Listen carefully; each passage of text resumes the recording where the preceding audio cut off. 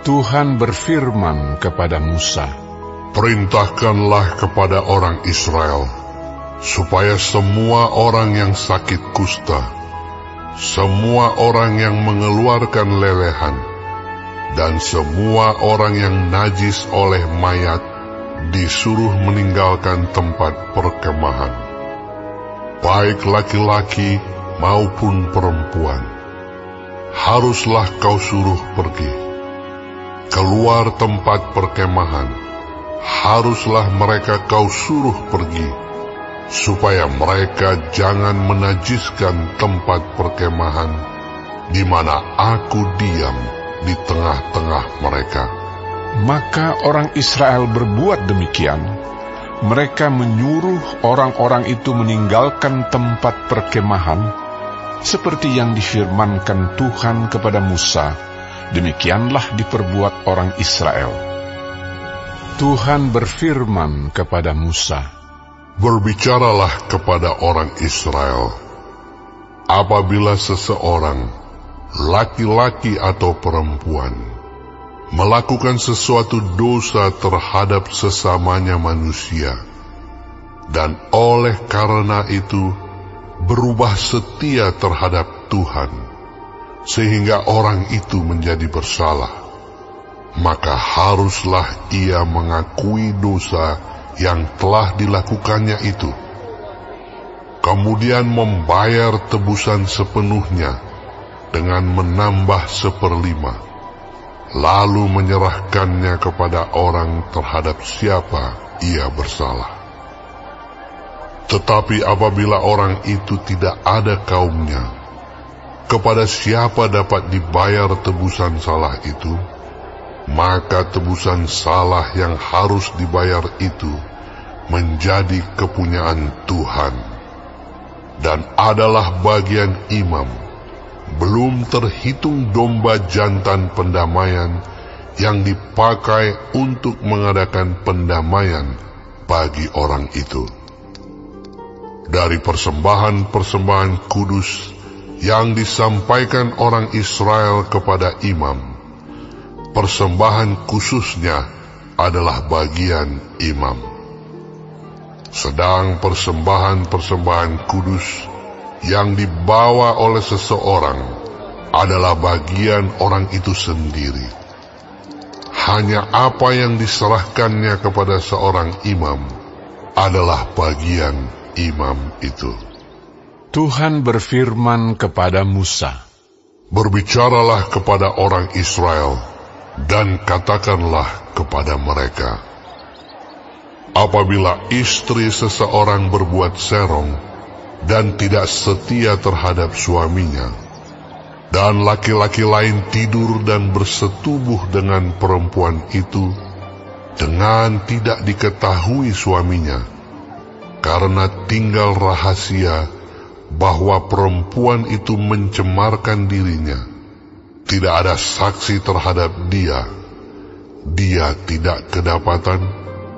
Dan apabila kemudian roh cemburu menguasai suami itu, sehingga ia menjadi cemburu terhadap istrinya, dan perempuan itu memang telah mencemarkan dirinya, atau apabila roh cemburu menguasai suami itu, sehingga ia menjadi cemburu terhadap istrinya, walaupun perempuan itu tidak mencemarkan dirinya, maka haruslah orang itu membawa istrinya kepada imam, dan orang itu harus membawa persembahan karena perempuan itu sebanyak 1/10 eva tepung jelai, yang ke atasnya tidak dituangkannya minyak, dan yang tidak dibubuhinya kemenyan, karena korban itu ialah korban sajian cemburuan,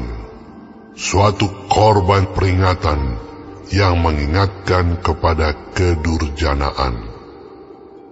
Maka haruslah imam menyuruh perempuan itu mendekat dan menghadapkannya kepada Tuhan. Lalu imam harus membawa air kudus dalam suatu tempayan tanah, kemudian harus memungut debu yang ada di lantai kemah suci dan membubuhnya ke dalam air itu. Apabila imam sudah menghadapkan perempuan itu kepada Tuhan, haruslah ia menguraikan rambut perempuan itu, lalu meletakkan korban peringatan, yakni korban sajian cemburuan, ke atas telapak tangan perempuan itu. Sedang di tangan imam haruslah ada air pahit yang mendatangkan kutuk. Maka haruslah imam menyumpah perempuan itu dengan berkata kepadanya, "Jika tidak benar ada laki-laki yang tidur dengan engkau, dan jika tidak engkau berbuat serong kepada kecemaran, padahal engkau di bawah kuasa suamimu, maka luputlah engkau dari air pahit yang mendatangkan kutuk ini. Tetapi jika engkau, padahal engkau di bawah kuasa suamimu, berbuat serong dan mencemarkan dirimu, oleh karena orang lain dari suamimu sendiri bersetubuh dengan engkau, dalam hal ini haruslah imam menyumpah perempuan itu dengan sumpah kutuk. Dan haruslah imam berkata kepada perempuan itu, maka Tuhan kiranya membuat engkau menjadi sumpah kutuk di tengah-tengah bangsamu dengan mengempiskan pahamu dan mengembungkan perutmu. Sebab air yang mendatangkan kutuk ini akan masuk ke dalam tubuhmu untuk mengembungkan perutmu dan mengempiskan pahamu. Dan haruslah perempuan itu berkata, Amin, Amin. Lalu imam harus menuliskan kutuk itu pada sehelai kertas dan menghapusnya dengan air pahit itu.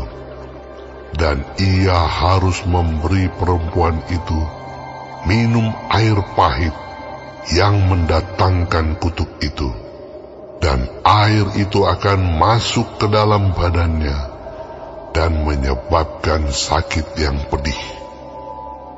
Maka haruslah imam mengambil korban sajian cemburuan dari tangan perempuan itu, lalu mengunjukkannya ke hadapan Tuhan dan membawanya ke mezbah. Sesudah itu haruslah imam mengambil segenggam dari korban sajian itu sebagai bagian ingat-ingatannya dan membakarnya di atas mezbah. Kemudian memberi perempuan itu minum air itu. Setelah terjadi demikian, apabila perempuan itu memang mencemarkan dirinya dan berubah setia terhadap suaminya, air yang mendatangkan sumpah serapah itu akan masuk ke badannya dan menyebabkan sakit yang pedih, sehingga perutnya mengembung dan pahanya mengempis. Dan perempuan itu akan menjadi sumpah kutuk di antara bangsanya. Tetapi apabila perempuan itu tidak mencemarkan dirinya, melainkan ia suci, maka ia akan bebas dan akan dapat beranak. Itulah hukum tentang perkara cemburuan, kalau seorang perempuan telah berbuat serong dan mencemarkan dirinya, padahal ia di bawah kuasa suaminya. Atau kalau roh cemburu menguasai seorang laki-laki, sehingga ia cemburu terhadap istrinya, ia harus menghadapkan perempuan itu kepada Tuhan, dan imam haruslah melaksanakan seluruh hukum ini kepada perempuan itu. Laki-laki itu akan bebas daripada salah, tetapi perempuan itu haruslah menanggung akibat kesalahannya.